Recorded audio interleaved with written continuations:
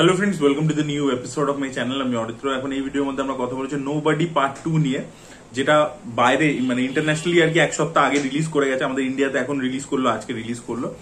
তো নোবডি 1 আমি দেখেছিলাম, রিভিউ করেছিলাম, আমার বেশ ভালো লেগেছিল। ছবিটা খুবই ওল্ড স্কুল একটা টেমপ্লেটকে নিয়ে বেশ মজার ভাবে প্রেজেন্ট করেছিল। জন উইকের যারা ক্রিয়েটার, যে রাইটার, তিনি আর কি ছবিটা বানিয়েছিলেন।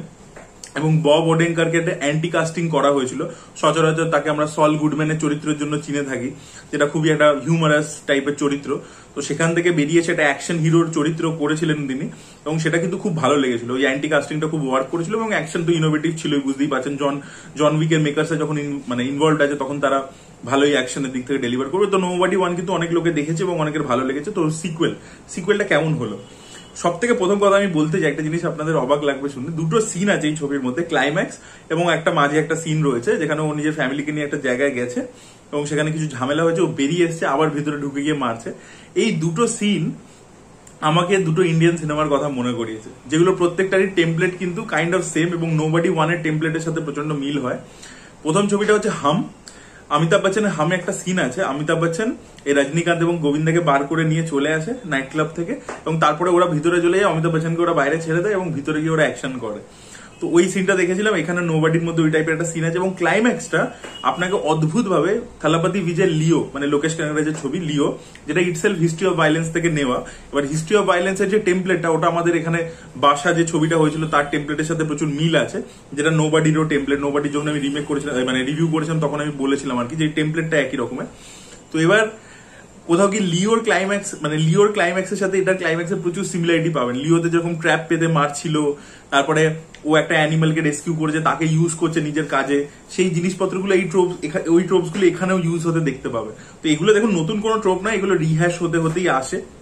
এগুলো হলিউড ছবিতে আছে, বা ইভেন কোন অ্যানিমালকে রেস্কিউ করছেন, সেই অ্যানিমালটা আপনার হয়ে লড়ছে, আপনার সাথে লড়ছে, এই ব্যাপারটা অমিতাভ বচ্চনের ছবির মধ্যেও থাকতো। তো এই জিনিসগুলোকে এখানে ব্যবহার করেছে, তো এগুলো খুব ভালো লেগেছে।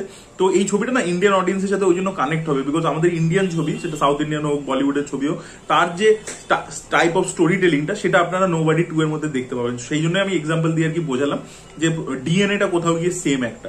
আর যেটা করেছে দেখুন, এই ছবিটা তো কোনো গ্রাউন্ড ব্রেকিং ছবি নয় যে নতুন কিছু করে দিচ্ছে, মানে খুব ওল্ড স্কুল গল্প। এখানে এই লোকটা ফার্স্ট পার্টটার যে ইভেন্টস ঘটিয়েছিল সেটার কারণে তার একটা মোনোটোনাস লাইফ লিড করছে। আগের বার মোনোটোনিটা ছিল হচ্ছে যে ভাই রেগুলার কাজ করে, ডরমেন্ট ভলকেনো টাইপের একটা ক্যারেক্টার ছিল, যে ভিতরে ভাই পাস্টে বিশাল বড় গুন্ডা ছিল, এখন শান্ত হয়ে গেছে, নর্মাল লাইফ লিড করে, কিক পাচ্ছে না।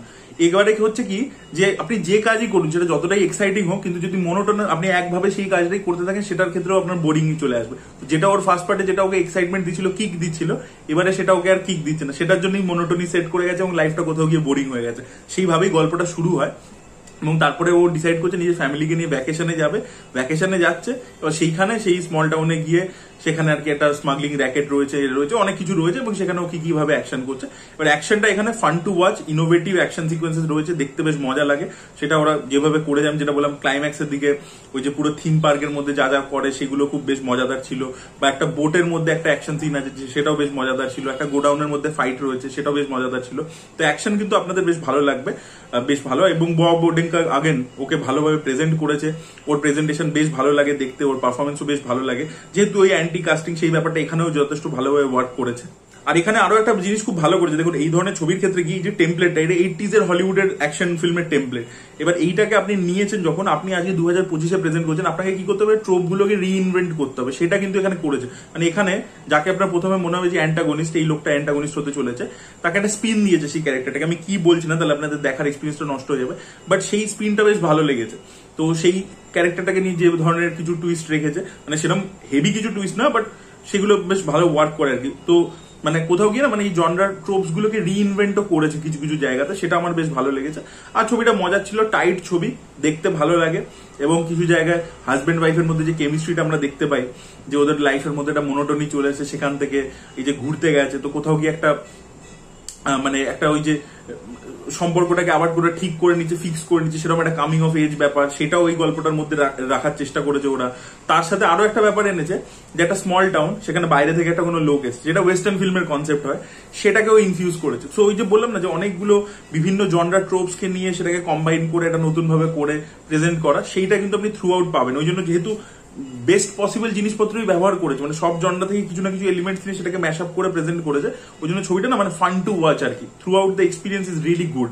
আর এই ধরনের ছবি বানানো হয়েছে যে আপনাকে ফান টু ওয়াচ একটা এক্সপিরিয়েন্স দেবে বলে। তো নোবডি 2 কিন্তু বেশ ভালো একটা ছবি হয়েছে, আপনারা চাইলে ছবিটা গিয়ে দেখতে পারেন, আপনাদের বেশ ভালো লাগবে। তবে হিন্দি ডাবিং এ কিন্তু ছবিটা আসেনি, খালি ইংলিশেই কিন্তু ইন্ডিয়াতে রিলিজ করছে, এবং ইংলিশে দেখুন অ্যাকশন হেভি ছবি, ভালো লাগবে, ভিজুয়ালস খুব ভালো, ফান টু ওয়াচ ফিল্ম আর কি। সো এটাই বলা ছিল, that was it guys, thank you so much, by.